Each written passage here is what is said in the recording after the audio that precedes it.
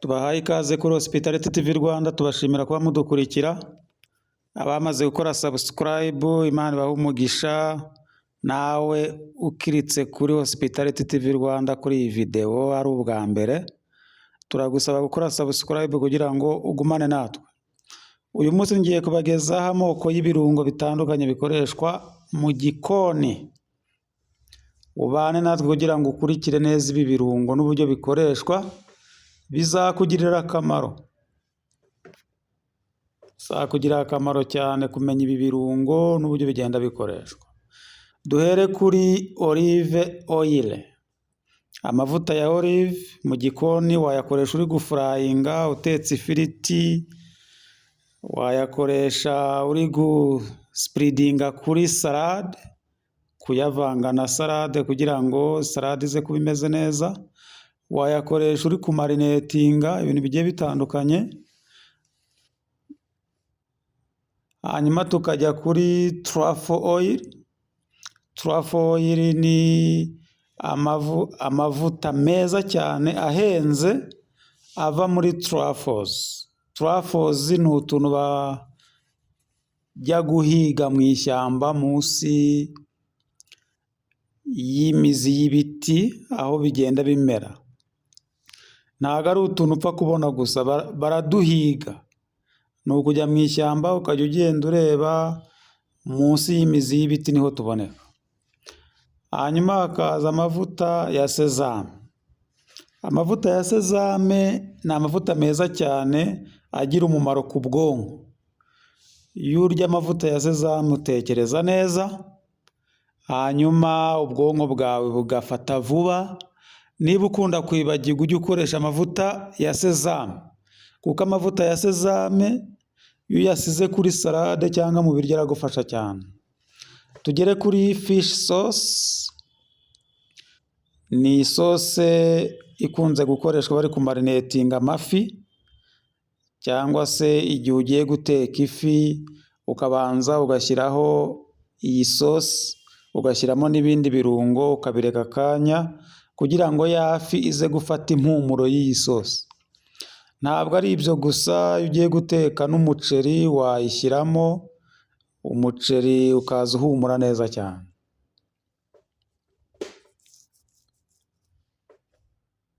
Tugere kuri sweet chili sauce. Sweet chili sauce ni ikirungo cy'agasenda, birumvikana nk'uko ari sweet chili. Ni urusenda, warukoresha mu bintu bitandukanye, cyane cyane ku nyama zokeje, ku bintu byokeje cyane cyane. Hanyuma bakarukoresha no mu masosi. Ugiye nko gukora Thousand Island sauce ushyiramo kugira ngo isosi yawe ize kuba iri hot, no ku yandi mahoti sauce agiye atandukanye, kimwe n'iyi peri peri sauce. Zose zigenda gukoreshwa ufite ifiriti, ugiye kurya ifiriti ushyiraho, ugiye kurya inyama zokeje nka za tenderloin zokeje ushyiraho agasosi. Hanyuma no ku birayi byokeje washyiraho isosi yo bita mucoma, washyiraho kano gasenda. Ni agasenda kaba kadakarishye cyane. Tugere kuri mint sauce. Mint sauce iherekeza amafi, igaherekeza n'ibintu byo mu nyanja ibyo bita seafood, kuko yongeraho flavor, ikongeraho n'intungamubiri, ibifite impumuro nziza ya mint cyane cyane. Ukaba wayivanga no mu yandi masosi agiye atandukanye. Hanyuma hoisin sauce ni sauce nayo nziza ikoreshwa uri kumarinetinga, cyane cyane iyo ugiye gukora amasosi akonje. Amasosi akonje ari buze guherekeza amafi yokeje, ari buze guherekeza za prawns cyangwa se brown zokeje cyangwa zifurayinze, ukoresha iyi sauce. Hakaza plum sauce. Plum sauce ni isosi iri sweet iryohereye, ikunze gukoreshwa cyane cyane ku madeseri. Ukaba wanayikoresha ukayivanga n'ama cake mixture ugiye gukora keke, wavangamo ikaza ifite impumuro ya plum kandi ifite n'uburyohe bwa plum. Ikindi wayiganishinga, wayikoresha uri kuganishinga amadeseri. Tugere kuri capers. Capers ni ibirungo nabyo biba biri mu mazi, ibyo bita cyangwa se ushobora no kuzita ngo ni gekini, bita capers. Hari n'izo bita korunisho, izo bita gekini. Izi zose rero zikunze gukoreshwa mu masose akonje. Icyo bazikundira ni uko ziba zisharira, iyo uyiriye mu isosi ntushobora kurwara inzoka mu nda. Iba isharira, ifite ibintu byinshi ivura mu buryo bwa sante, ituma ubwonko bukora neza mu buhumekero, ukumva umeze neza. Nko mu gihe ahantu hakonje cyane ushobora gukoresha isosi irimo capers, ukumva uhumeka neza nta bukonje, nta giripe, nta kumva wafunganye mu mazuru. Hanyuma hakaza ibyo bita green peppercorn. Green peppercorn zikunze gukoreshwa cyane ku masiteke. Ugiye gukora siteke ya pepper, ibyo bita peppercorn steak, cyangwa se nanone ugiye gukora peppercorn sauce yo guherekeza ifi cyangwa yo guherekeza amasiteke yokeje n'amasiteke afurayinze cyangwa se amasiteke ari pan fried. Ushyiraho isosi wakoze muri peppers. Iyi green rero iragufasha cyane, iba imeze nk'agasenda, wumva ifite uburyohe bwiza bw'umwihariko. Hakaza black olives na white olives. Izi ni ingredient nziza cyane ku masalade no ku masosi agiye atandukanye nka za tapenade, andi masosi akonje yo guherekeza nk'umukati ku masitata. Ni amasosi meza cyane ushobora gukoresha, ibyo bita appetizer. Ku bintu bya appetizer, amuse bouche, aya ma ingredient y'ama black na white olives zirakoreshwa cyane. Udusose two guherekeza amafi, two guherekeza seafood, izi zirakoreshwa cyane. Ku masalade zirakoreshwa cyane. Kandi ikindi zigira intungamubiri nyinshi. Zigira intungamubiri zirenze izo uvana mu mavuta ya olive. Kuko amavuta ya olive aba yakorewe ibyo bita processing mu nganda, mu gihe izi ngizi zo ziba zibitse mu mazi na vinegere gusa, nta kindi baba bazikoreye. Ikindi hari iziri pinted n'izitari pinted. Iziri pinted ni uko baba bavanyemo imbuto z'imbere, icyo ukora ni uguhita ucopinga gusa ushyira mu masosi yawe ugiye gukora cyangwa muri dish ugiye guteka.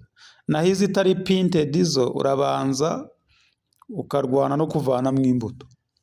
Nujya kuzigura uzarebe iziri pinted nizo zitazakurushya. Hanyuma hakaza jalapeno pepper. Uru ni urusenda bita jalapeno, rukunze gukoreshwa bari kumarinetinga ibintu bashaka ko biza kugira flavor iri hot. Rukoreshwa mu masosi akonje aherekeza amafi, aherekeza game. Ibyo bita game ni inyama z'umuhigo, cyane cyane bashaka kongeraho flavor y'agasenda. Nanone uru rusenda warushyira muri salade. Ntago ruba rukarishye cyane, warukatakata ukavanga na salade ukarya, ukumva agasalade kawe kameze neza cyane. Niba rero udashaka kurwara inzoka, ujye wirira ibintu bisharira. Ushyiremo capers, ushyiremo jalapeno, ubundi ugire ubuzima bwiza buzira umuze. Impamvu turwara inzoka nuko turya ibintu biryohereye gusa. Urava ku mbuto, ujye ku maji, ujye ku bintu biryohereye. Nujya gukora salade ukoresha ibintu biryoshye gusa ngo nuko wumva biryoshye mu kanwa, ntago ari byo. Shyiramo za capers, shyiramo za gekini cyangwa za korunisho. zifite gusharira, ushyiremo udusenda, ushyiremo za girini pepa wiyumvira uburyohe. Hakaza Dijon mustard cyangwa mutaride, ni kondima nziza cyane ikoreshwa mu masosi, igakoreshwa uri kumarinetinga ibintu bitandukanye, ugiye guteka nka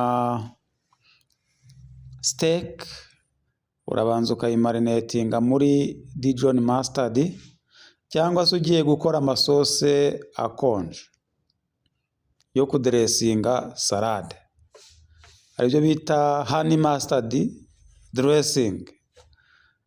Wakoresha mustard, ugakoresha n'ubuki, ugashyiramo ka lemon juice cyangwa se ugashyiramo vinegere, ubundi ugakora isosi yawe yo ku dressinga kuri salade.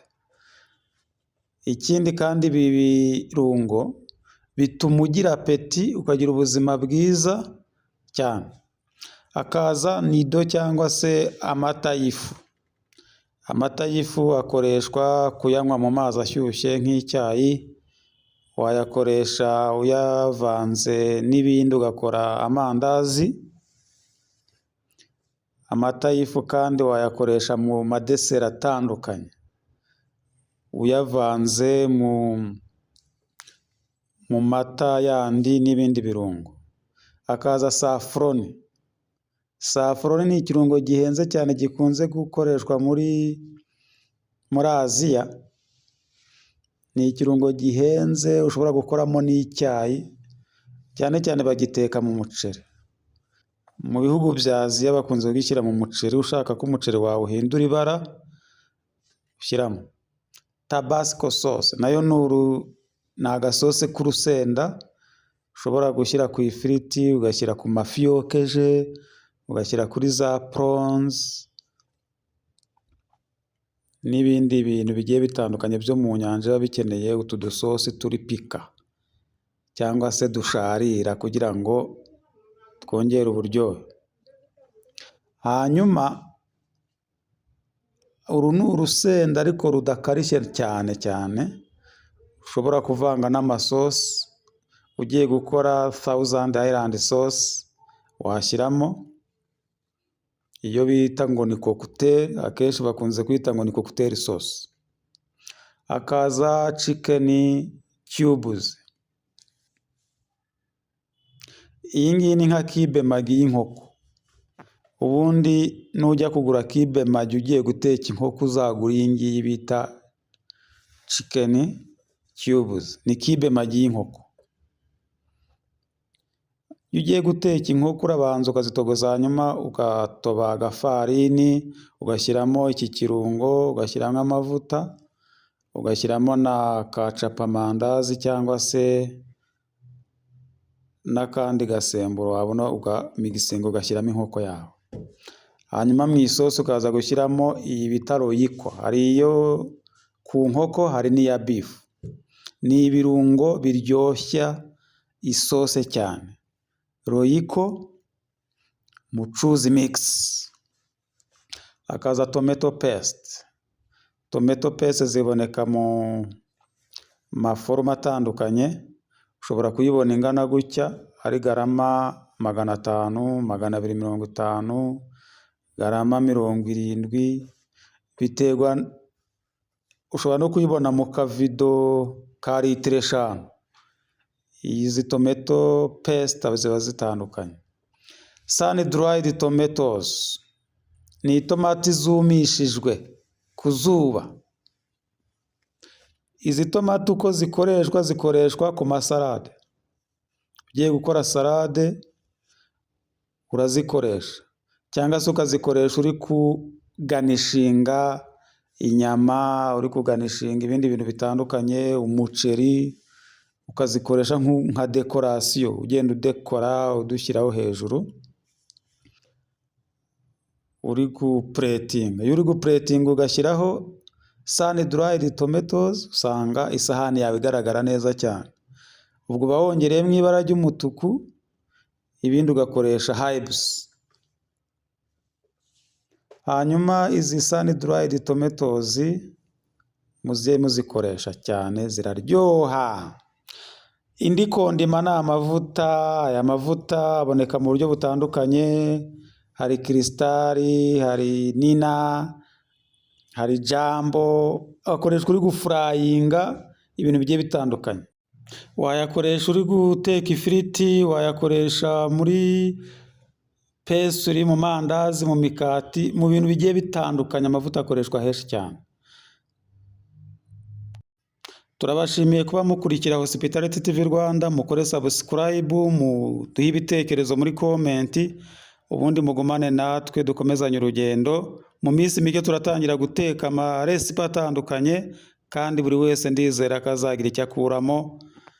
Ciao ciao, bye bye.